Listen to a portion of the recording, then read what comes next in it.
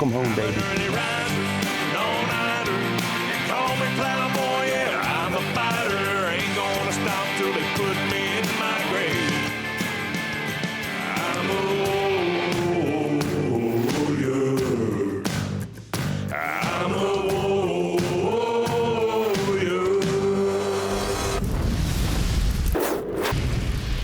Corn Warriors is presented by Pivot Bio.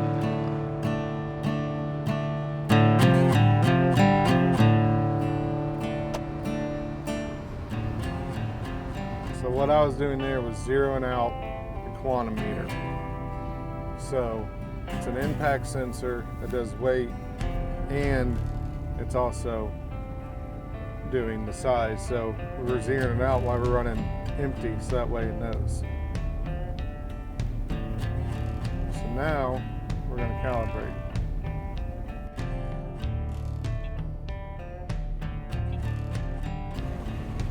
And then when we dump, so all of our buggies are calibrated within 0.002%, because we've been taking it to Cargill, and those should never change. So I just adjusted the clean grain elevator on this combine. So whenever you make that adjustment, there's definitely going to be a change within the yield, because that is going to change the slack that it's slapping that impact sensor. So I want to recount now to make sure I'm getting good, accurate information from it. And we're about to find out if we're still calibrated or not. So as soon as the buggy gets up here, we'll find out.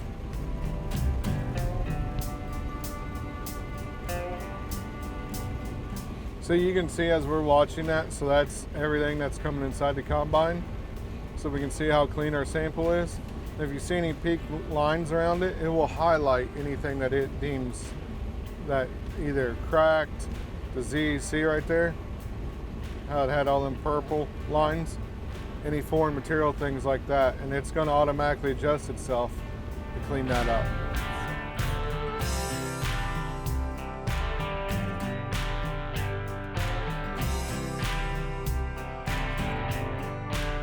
So he is zeroed out with his auger out. So we always calibrate our grain buggies with the auger out, because that's when they're dumping onto a semi. So that extra hanging weight to that side actually will counterbalance the scales by 180 pounds. So we always want to calibrate with auger out. So I split this, please. That's how we get it more accurate. 15,740. 15,740.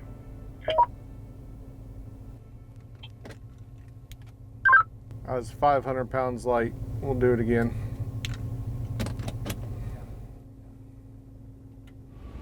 So it wasn't off drastically, but I was a little light. So now we're going to confirm to see if the change we made is actually the right change.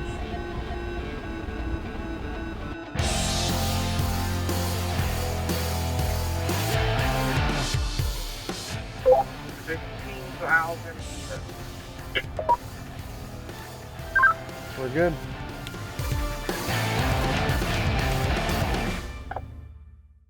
We're here dumping grain, but there was a guy across the field dumping lime, I believe, and he left his dump bed up and took down the wires and the telephone pole, which kicked all of our power out. I think we're minus 1 or 2 fuses, so we're on the spares. We're all filled up and all of our trucks are sitting here full. Which one's dead? The 2 outside.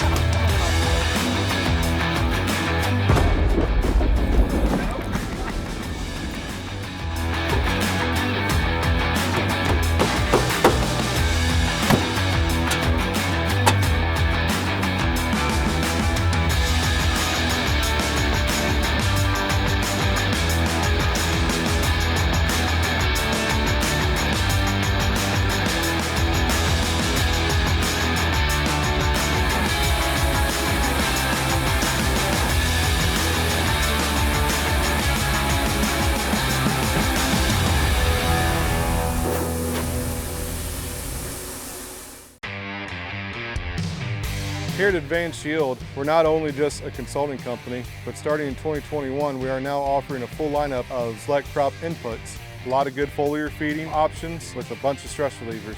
Anything that has been tested and proven on our farm is now offered to you at a great low price. No middleman, it's just a simple call and ship directly to you. For the farmer, by a farmer. Unleash your crop's potential. Visit online or give me a call today. Next probably will be a V10 Valtima application. It's so much more than fungicide. Goes above and beyond disease control. Really like the BASF fungicides. It's a stress mitigator, it's plant health. We have applied a toad on this farm, you know. Done a great job for me. Definitely money made. Yeah, absolutely. You see how green this still is? That's right. It's never too early to be talking about a program anymore.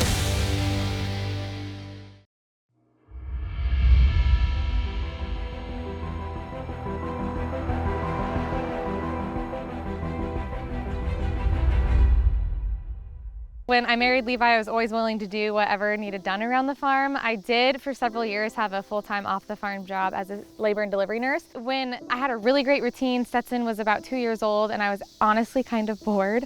And I told Levi, I'm willing to help you do whatever you need done, but it's not generating any more income for us. Your wage isn't changing.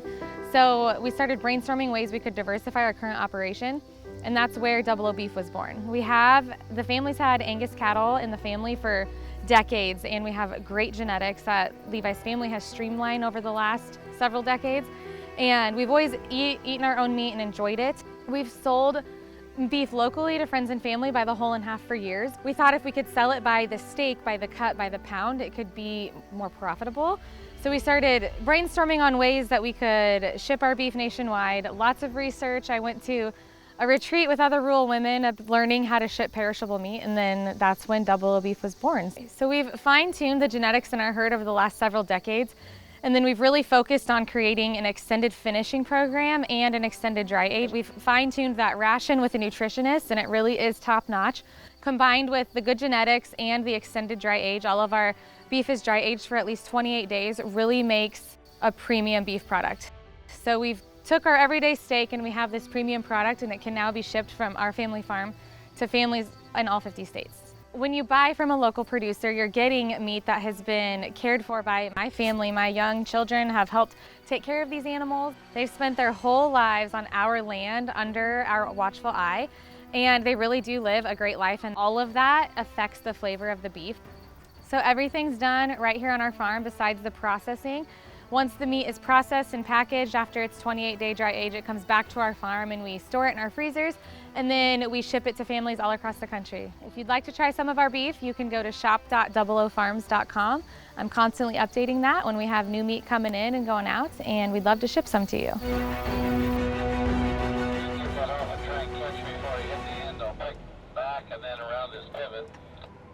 Yeah, and those rows by the pivot, those are just stubbed in because it didn't come out quite right. Yeah, I'll just pick 8 down to the base and then take these 3 back, and then the other side it should be all right. Okay, it's all you, Stetson. Show them how it's done, Stetson. From napping to driving. That's when you know you're the boss. Yeah,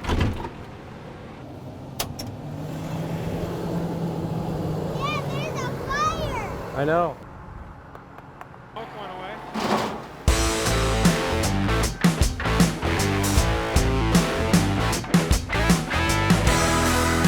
So it's a windy day here in Nebraska.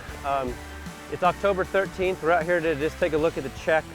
This particular plot right here did not have Pivot Bio on it.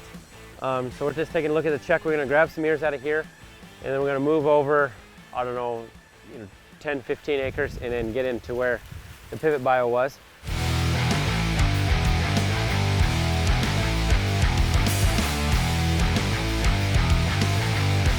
Okay, so we got to go up, field a little bit. I just want to point out, just the first thing that stands out to me coming in here is we did have a frost here several days ago, so it's kind of lime green, but before that frost you could see there's a lot of green left in these plants.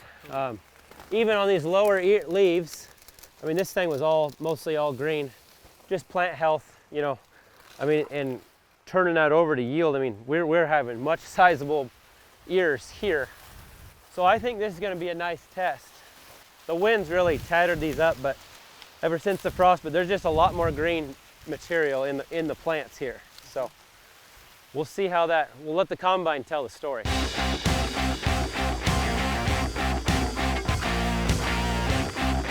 We're in a dryland area right now, and this is where we loaded some trucks in the past. You chisel it, but then chiseling reduces moisture, and I mean, here's what irrigation does for you. You know? Yeah. We'll keep the pivots.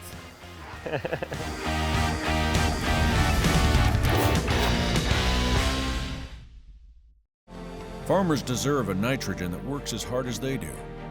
One that stays with the crop until the job is done. It's time to turn to a better nitrogen with Pivot Bio.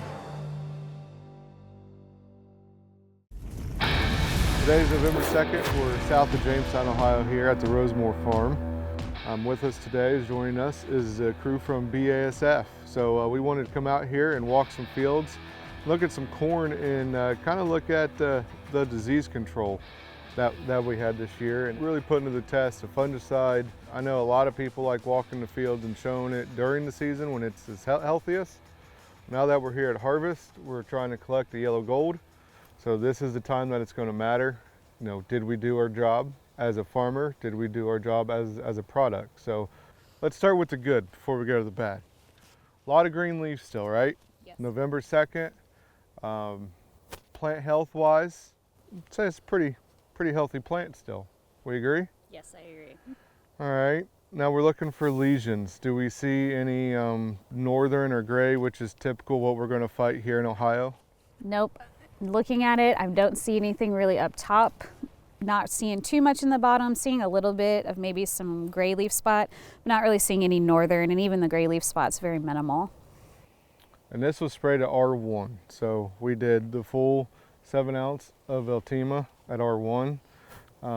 But you know, the always saying, last year we only did 1 pass of fungicide on the corn and at tassel. And one thing that I noticed last year was we had tar spot come in really late. I was hoping that was a fluke. We did the same thing again this year, and we did not come in with a second pass of fungicide. So would you like to explain to the audience what we're looking at here, what we found? So what we're looking at here is late season tar spot, but even though it's late season, you can see that there's quite a bit on this leaf. And you're looking for these little black spots. It essentially looks like somebody's flecked a bunch of tar on the leaf, but each one of these black dots are going to produce millions of spores that are going to release and go on to infect. So what's interesting about tar spot is it doesn't matter what stage your corn is in. We do tend to see it come in late, but it can affect all the tissue at any point in time. So that's what we're seeing come in all these little spots, and eventually it can overtake the entire leaf. And if you're in grain fill earlier in the season, you can tell where that's impactful, especially since this was the ear leaf. If this ear leaf goes away, you don't have a lot of things pumping into your corn ear there. I think there is a risk that you could have had some yield impact with it even coming in late prior to black layer, because we do know how impactful it is, and it just drains the plant from all of its resources. So we can see sometimes in a high management situation, a 2-pass program being very effective. I think your first timing there at the R1 is a really good application timing.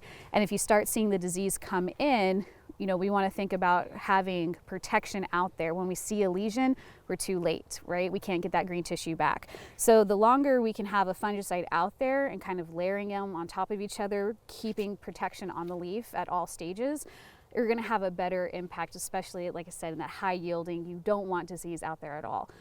So we've seen a lot of positive benefits from, you know, the 2-pass R1, VT kind of in there, and even going as late as R4, we can tend to see some good positive yield impacts.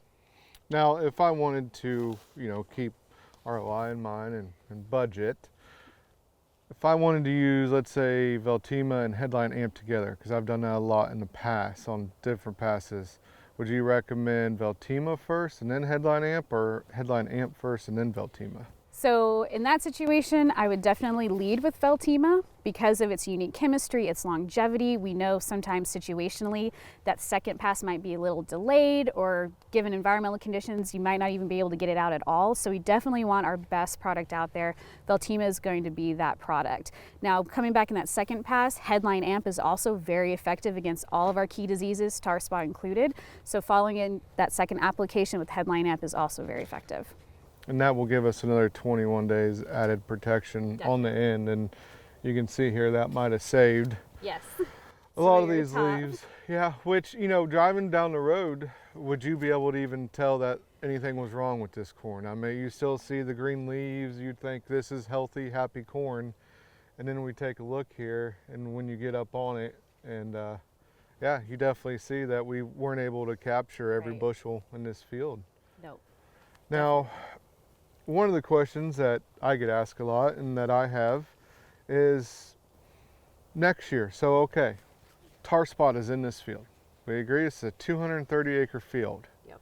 Okay, I have 800 other acres surrounding this field. Is this a problem that I'm done with? I just got to get through this year, and once I harvest it, get it on the ground, I won't have to deal with tar spot again? Unfortunately, no, that is not the case. You know, I think you mentioned plant health benefits that it has, and you know, with Veltima and Headline Amp, the disease control is just one of, you know, 3 pillars of yield that we kind of talk about with fungicides. You have your disease control, but also growth efficiency, talking about photosynthesis earlier, stress mitigation, talking about a stressed out plant is going to be more vulnerable. So having all 3 of those pillars of yield, I think, is really important. I mean, with all this exciting talk, you know, about what we're seeing here, do you guys see anything coming down the pipeline new? So we have a lot of really exciting things coming, and I can't wait to start sharing those with you, with other customers. But I want to say our pipeline, we have 25 new products coming by 2025. 25 new products. Yeah, we're pretty pumped. I've been with BASF for 6 years now, and this is the most exciting pipeline time we've ever had, in my opinion. Well, as a farmer, I'm pretty excited for that news. So yeah, everybody watching, make sure you tune in and keep following BASF and find out what's coming down the pipeline, because 25 products, that's a lot. Yes. Thank you for helping me through another successful harvest. I'm very happy with the way the crops turned out, and hopefully we can put one in the wind for the state of Ohio. Yeah, I appreciate it. Thank you guys. Thanks, Corey. Thank you.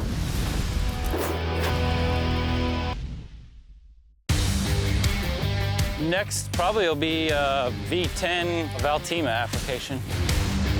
It's so much more than fungicide. Goes above and beyond disease control. Really like the BASF fungicides. It's a stress mitigator, it's plant health. We have applied a toad on this farm, you know. Done a great job for me. Definitely money made. Yeah, absolutely. See how green this still is? That's right. It's never too early to be talking about a program anymore. So we've been coming out to this field multiple times throughout the season. I think this is the 4th time we've actually pulled samples from an area of the field that was treated with Pivot Bio and an area of the field that was not treated with Pivot Bio. So the final results are in. I think it's very clear. These are the Pivot Bio treated. This is the check that was untreated. That the Pivot Bio ears are going to yield better for us. We'll get official data, but visible with the naked eye that the Pivot Bio outperforms the untreated. Are you happy with? Yeah, I am very happy. The corn was a lot greener, healthier, just checked all the boxes. So. Oh, I already got my order in. It's done. We were about half our acres last year. I started as like, I think 40 acre trial, and I was 500 last year, and now will be the full, you know, 1100 or whatever. So we're really excited what we see, and especially where we're trying to push for the optimal yield. This is what's going to take you there, or just another piece to the puzzle.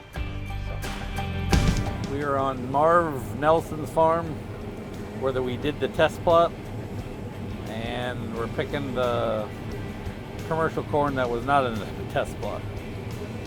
We started on soybeans on the 15th of September, and we had a little rain delay and a couple breakdowns, not major, just half days, and we're planning on getting done in the next 6 to 7 days.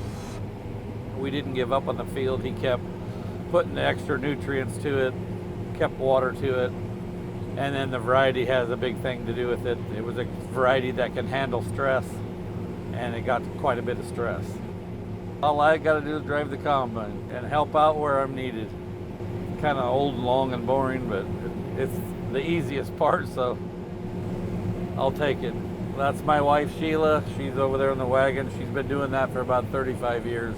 You don't have to worry about her not being in the right spot. She already knows she's got it dialed in as right.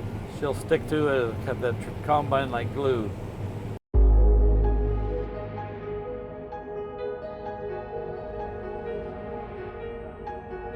Welcome back.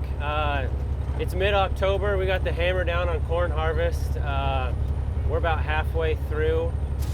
Really done a lot of our storm damaged corn first so far. Honestly, it's really done better than I've planned or thought. Probably 20, 30 bushel better, but it's just when you have a good program in place, it's just really nice to see things work and see it all the way through, even with some damage. So right now we're en route to our bin site that you saw a little earlier this season, where we lost 2 bins. We do have a new bin up. They're still working on fixing the other bin. We're waiting on some parts, if you can believe that. So in the process of fixing the one's good to go, and we're dumping corn in it, so it's a win.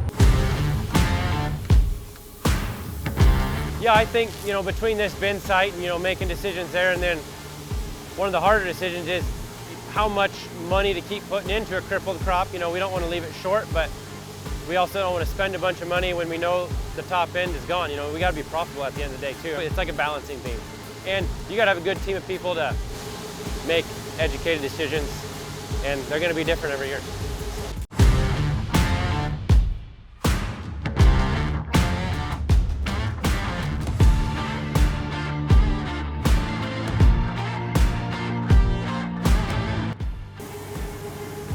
Every kernel counts. You really don't have that many growing seasons in your prime. You got your few growing seasons when you're younger and you're still learning so much, and then I'm not there yet, but you got a few growing seasons when you're older, and you're kind of transitioning and turning things over. So, you got to really maybe 20 really good prime growing years to make the most of it. And if you're going to do something, do it with a full head of steam and, get right after it. The field view is tied in with, in field view, and the iPad is tied into the monitor of the combine. And it's logging it perfectly. And even if someone says, oh, well, that's monitor's off a little bit, okay, that's fine. Well, it's off a little bit on everything. So, say it is 5% off or something, and we can true that up at the end of the year. And even if it is off 5%, well, it's off 5% everywhere. So either everything's 5% high or 5% low.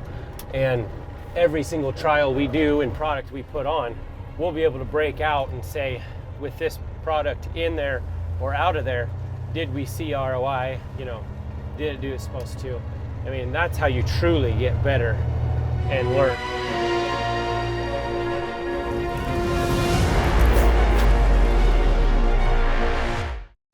Farmers deserve a nitrogen that works as hard as they do, one that stays with the crop until the job is done. It's time to turn to a better nitrogen with Pivot Bio.